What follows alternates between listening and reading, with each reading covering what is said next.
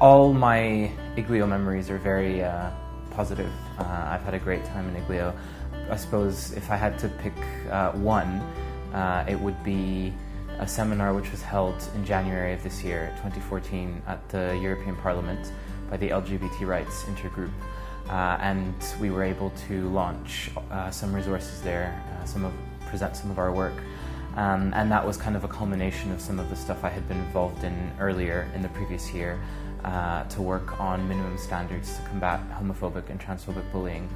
So that was a really unique occasion to be able to speak to decision makers in the European Parliament about issues that are of key importance to LGBTQ young people. I think one of my favourite memories of IGLYO is I joined the board in 2011, and within a couple of months I was asked to run a conference in Amsterdam. So it was my first real experience of IGLYO. We had over 40 participants there, and over the week again just met some really inspirational people. Well, I mean, IGLYO has, probably not too dramatic to say that IGLYO has been a part of forming who I am today in its entirety. I was first involved when I was sort of 17 and 18. I met my wife of, well, we've been together 20 years, married 15 years. I met through IGLYO.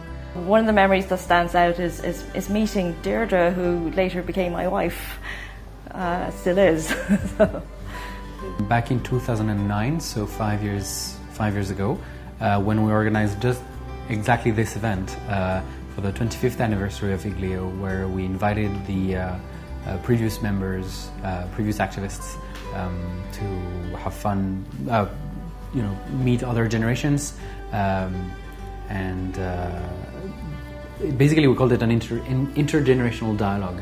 We had 130 people just occupying Piccadilly Circus and climbing onto the era statue and having a huge kissing.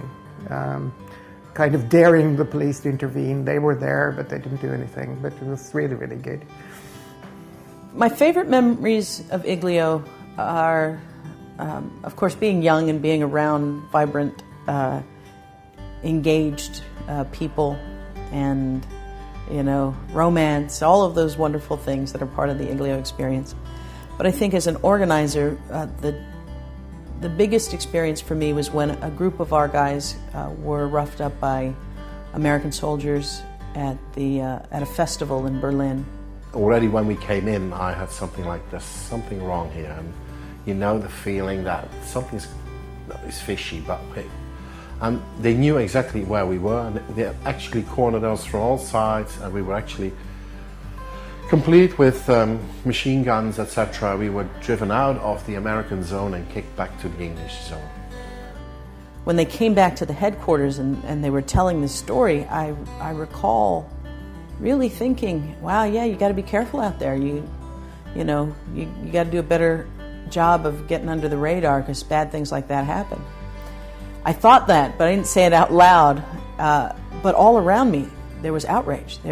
Someone pointed at me and told me to call the American embassy, and I thought, wow, that makes sense. This is this is the appropriate outrage to what has happened. And we suddenly got a call, and we got then still running candidate for the presidency in the United States, Jesse Jackson, online, and he actually said, I'll make sure that you get my liaison in Berlin, and we're going to sort this out.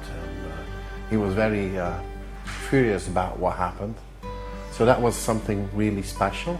It really made me ask myself, where did I learn to blame us for the discrimination and the violence that's inflicted on us? So that's the story probably that I carry with me the most in circumstances. And we launched a campaign in America called Refuse to Lie After Marriage Became Legal in Some States and Not in Others. And a big part of that campaign was to say, we won't do the discrimination for you. If you're going to come after us, you're going to have to carry the whole weight of it. We won't say we're married in this circumstance, but not in this circumstance. And IGLYO has a lot to do with creating that spirit in me.